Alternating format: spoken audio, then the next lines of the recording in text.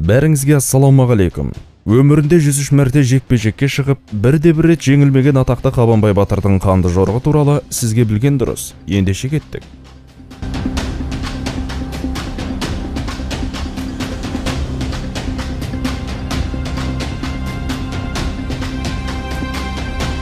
Қарға тамырлы қазақ қай заманда болсын батырдан кенде болмаған.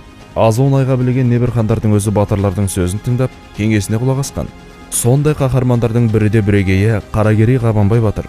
Жоңғар мен Қарақытайдың есін шығарып тырқырата қуған оның сұсты бейнесі сыртқы жауларымызға үрейдің символындай көрінетін. Оның өзге батырлардан ерекшелігі тек дене қайратының күштілігінде емес, сол денесіндегі қалың қылдай түктер еді. Ол жастайынан өмірдің ащы дәмін татып өсті.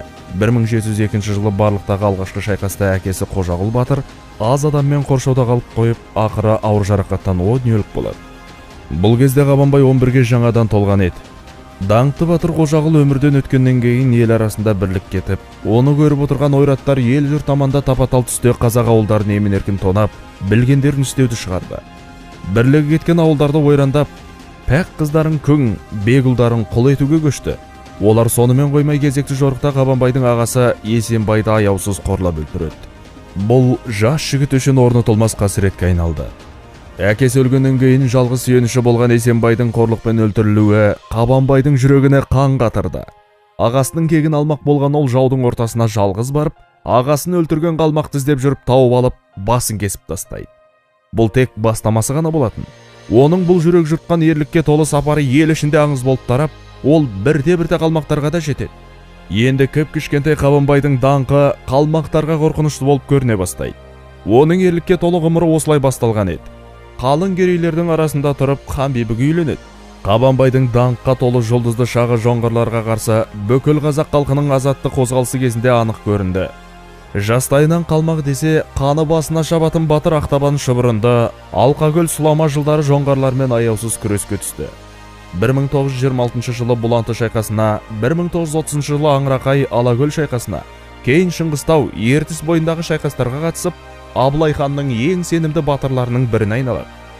Қанды жорықтардың бірінде ерекше дараланып жауға шапқанда бұл ісіне сүйсінген Абылай хан оны Дара бозым деп атайды. Бұл 1741 жылы Шыңғыстаудағы Шаған шайқасы болса керек. Жеңісті жорықтар одан әрі жалғасып, 1751 жылы Ұлы жүздің жасағын өзіне қосып алған екі түмен қазақ әскері сыр бойы Шымкент, Сайрам, Ташкент қалаларын жоңғарлардан тазартып, Ташкент қаласында Төле бидің билікке келуіне жәрдемдеседі. Сонымен қатар Шыршық аймағында Жоңғария жеріне құлдыққа айналып бара жатқан бірнеше мың қарақалпақты аман-есен құтқарып қалады.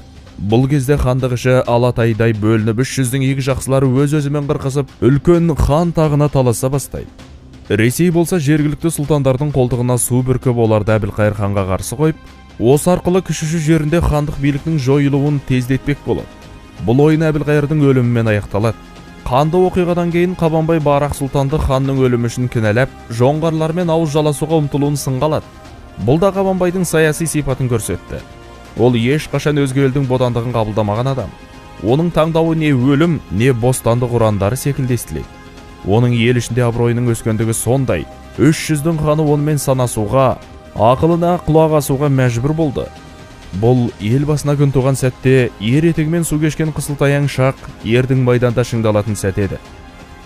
Бас-басына би болған төре тұқымдарының әруағы қашып, елдің ауыр жүгі қарадан шығып хандыққа көтерілген батырлар мен билерге артылған дәуір болатын.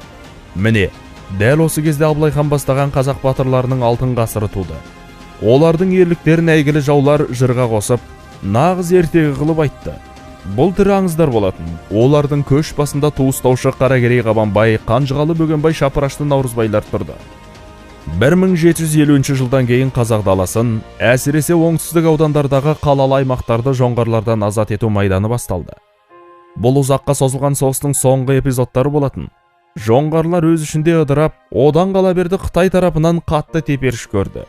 Өз басымен өзі қайғы болған жоңғарлар қазақ даласында бекінген пункттерден бірте-бірте шегіне берді.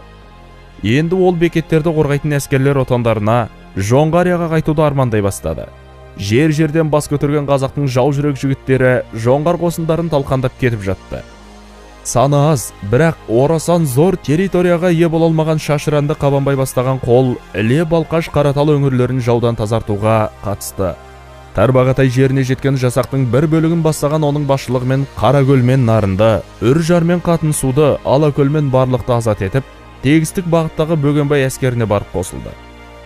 Қазақ әскерлерінің жан шыдатпас соққыларынан тырқырап қашқан жоңғарлар Баспан базар, Шоңға маңырақ шайқастарында ойсырай жеңіліп, шығысымыздағы Зайсан, Марқакөл, Күршім өңірлерін басса қолап қашады. Ертіс пен Зайсан Тарбағатайдың баурайын сонау Қасымхан дәуірінен бастап қоныстана бастаған ойрат тайпалары бұл араны өз әкесінен қалған мұрадай еркін тайраңдап, кешегі Тәуекел мен Қақназар тұсында қазақтарға бағыныштылығын мойындағанымен жерден көше қоймаған. Тіпті Есім ханның кәрінен сескенбеген олар ертістен өтіп қазақ ауылдарын батысқа қарай ығыстыра бастаған. Міне, енді осы жерлер жаудан тазартылды. Ақыры 1758 жылы әлем картасынан Жоңғария деген мемлекет жойылып кетті. Кезінде жарты әлемді жауламақ болған ел енді Қытай империясының жай бір провинциясы болып қалды. Бұл оқиға бүкіл Азия құрлығына жаңалық болды.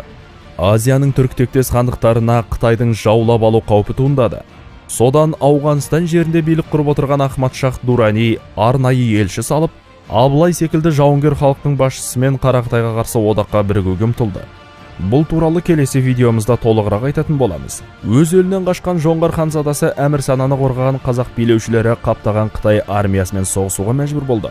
100 мыңдаған қарақұрт шағаптаған Қытайдың сансыз әскері қазақ даласына тақап келді. Қазақтың өлері мен әскері бірнеше рет тиіп қашып ұрыс салады. Алайда күш тең емес еді. Бүкіл өмірі қан майданда өткен қарт батыр өз ажалының жеткенін сезсе керек. Мен енді көп ұзамаймын. Әрі кетсе бір ай немесе шөп буыны қата жолға түсетін шығармын. Тоқтының сыртында Сарыбел деген асу бар. Сүйегімді сонда апарып қойыңдар деп өсиет айтады. Бір қызығы батырдың ауыр науқасқа шалдыққанын, денесінде тілінбеген жарақат түспеген жер қалмағанын жақсы білетін қырғыздың Қарабек деген батыры, маған неғұрлым Қабанбайдың амандығы керек. Оның ауылының көзі тірісінде шаппасам, кегім қайтпайды деп лепіреді. Сөйткенше Қабанбайдың ауылы азан-қазан болып, қырғыздардың әскері батырды өлтірмекші деген дауысқа тұнып кетеді. Аяқ қолының сау жері жоқ қартық меңдеген Қабанбай бұл кезде төсек тартып жатса керек. Бірақ оның қаны басына шауып өзінің өлім халіне таяғанында ұмытып кетеді. Бір алласынан медет сұраған қарт батыр қырғыздың Қарабегіне қарай жүрді. Қолына сүңгіні қаусыра ұстаған күйі ат үстіне шіреніп отырған Қарабектің тура жүрек тұсына қадап аттан аударып тастайды. Бұл оның соңғы айқасы, соңғы жеңісі болатын. Шайқастан соң атақты батыр о дүниеге аттанды.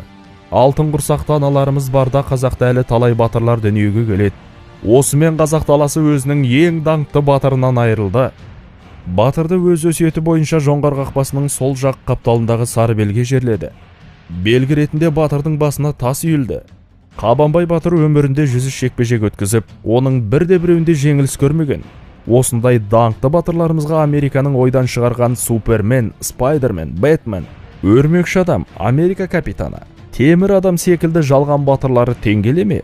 Егер бар қазақ бабамыздың ерлікке толы ғұмырын білсін десеңіз, осы видеоны барлық әлеуметтік желілерге таратуға өз үлесіңізді қосыңыз. Бұл ісіңіз батыр баба алдындағы қасиетті борышыңыз болмақ. Видео ұнаса лайк басып кетіңіз және арнаға жазылып қасында шыққан қоңыраушаны басып қойыңыз. Өз пікірлеріңізді комментарийға қалдырып кетіңіз, біз міндетті түрде оқитын боламыз. Сондай-ақ, видеоны тарату тетігі арқылы барлық әлеуметтік желіге таратып жіберіңіз. Мәтінді жазған Рысбек Рамазанұлы, оқыған Айдос Оразай, сіз үшін білген дұрыс.